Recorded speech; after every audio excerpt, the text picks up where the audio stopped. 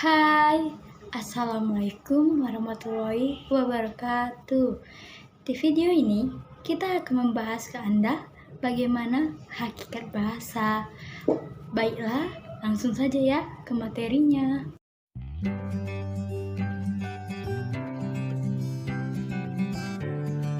Assalamualaikum warahmatullahi wabarakatuh. Perkenalkan, nama saya Eka Susanti Simalango. Di sini saya akan membahas tentang hakikat bahasa. Apa itu bahasa? Bahasa merupakan salah satu alat komunikasi yang berupa sistem lambang bunyi yang dihasilkan alat ucap manusia. Bahasa terdiri atas kata-kata atau kumpulan kata. Masing-masing memiliki makna, yaitu hubungan abstrak kata sebagai lambang dengan objek atau konsep diwakili kumpulan kata atau kosakata.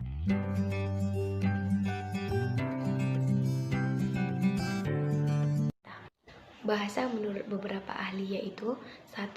Bahasa adalah sistem lambang bunyi yang arbitrer yang digunakan oleh masyarakat untuk bekerja sama, berinteraksi, dan mengidentifikasi diri. Kedua, bahasa adalah komunikasi antara anggota masyarakat berupa lambang bunyi ujaran yang dihasilkan oleh alat ucap manusia. Selanjutnya, fungsi bahasa. Fungsi bahasa selain sebagai alat komunikasi atau sarana untuk menyampaikan informasi atau mengutarakan pikiran, perasaan, atau gagasan, juga berfungsi sebagai: 1. Bahasa sebagai sarana komunikasi. 2. Bahasa sebagai sarana integrasi dan adaptasi. 3. Bahasa sebagai sarana memahami diri. 4. Bahasa sebagai sarana ekspresi diri.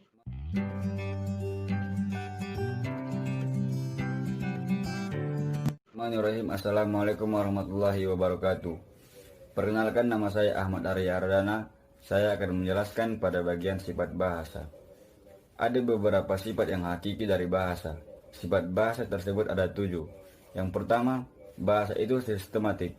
Sistematik yang artinya beraturan atau berpola. Bahasa memiliki sistem makna yang beraturan. 2. Bahasa itu vokal. Vokal dalam hal ini berarti bunyi. Bahasa mewujudkannya dalam bentuk bunyi. 3. Bahasa itu simbol. Simbol adalah lambang sesuatu. Bahasa juga adalah lambang sesuatu. 4. Bahasa itu mengacu pada dirinya. Sesuatu disebut bahasa jika ia mampu dipakai untuk menganalisis bahasa itu sendiri. 5. Bahasa itu manusiawi.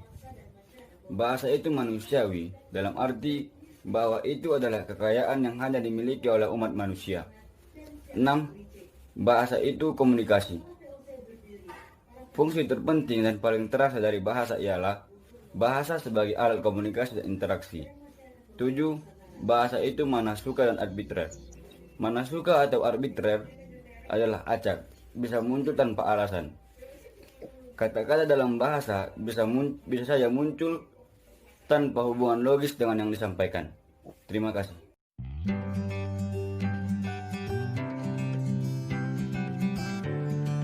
Assalamualaikum warahmatullahi wabarakatuh. Perkenalkan, nama saya Rizky Ayu Ananda. Nah, di sini saya akan menjelaskan apa saja sih unsur-unsur dalam bahasa. Jadi, unsur-unsur dalam bahasa itu ada 5, yaitu ada fonem, morfem, sintaksis, semantik, dan diskurs.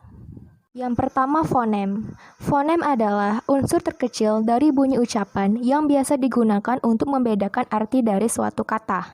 Yang kedua, morfem.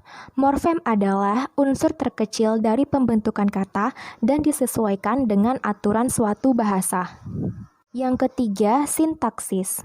Sintaksis adalah penggabungan kata menjadi kalimat berdasarkan aturan sistematis yang berlaku pada bahasa tertentu.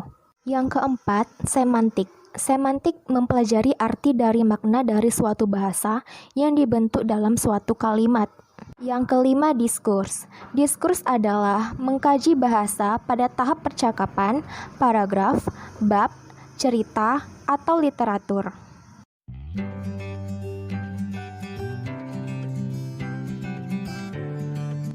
Selanjutnya, saya akan membahas apa saja sih fungsi bahasa Indonesia sebagai bahasa nasional.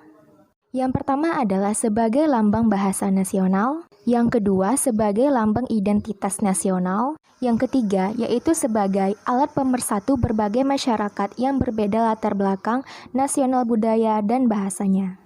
Yang keempat, sebagai alat penghubung antar daerah dan antar budaya.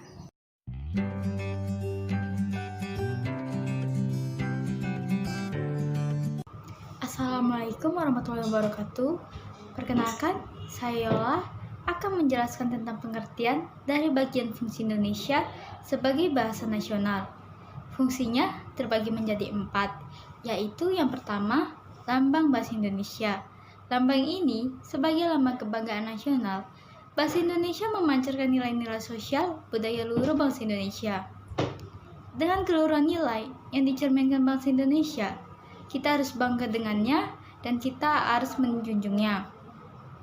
Sebagai realisasi kebanggaan kita terhadap bahasa Indonesia, kita harus memakainya tanpa ada rasa rendah diri, malu, dan acuh tak acuh. Yang kedua adalah lambang identitas nasional. Lambang ini sebagai lambang identitas nasional, bahasa Indonesia merupakan lambang bahasa Indonesia.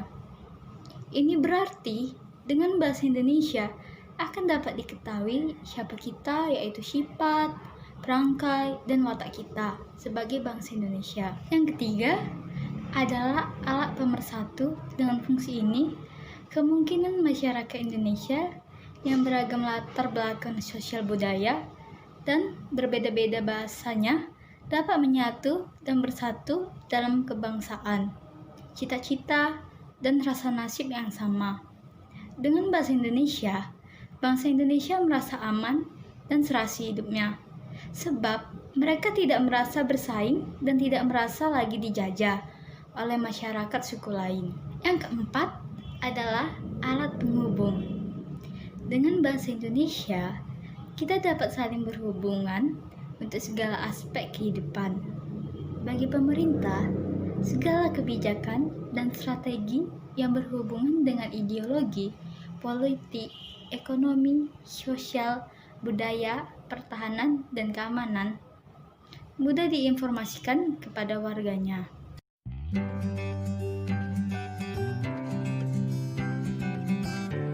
Fungsi bahasa Indonesia sebagai bahasa negara. Yang pertama, bahasa resmi negara. Yang kedua, bahasa pengantar di lembaga-lembaga pendidikan. Yang ketiga, alat penghubung pada tingkat nasional bagi kepentingan menjalankan roda pemerintahan dan pembangunan. Yang keempat, alat pengembang kebudayaan dan pemanfaatan ilmu pengetahuan, seni, serta teknologi modern. Demikian pemaparan materi dari kami. Saya sebagai perwakilan dari teman-teman memohon maaf atas kesalahan dan terima kasih untuk perhatiannya. Wassalamualaikum warahmatullahi wabarakatuh.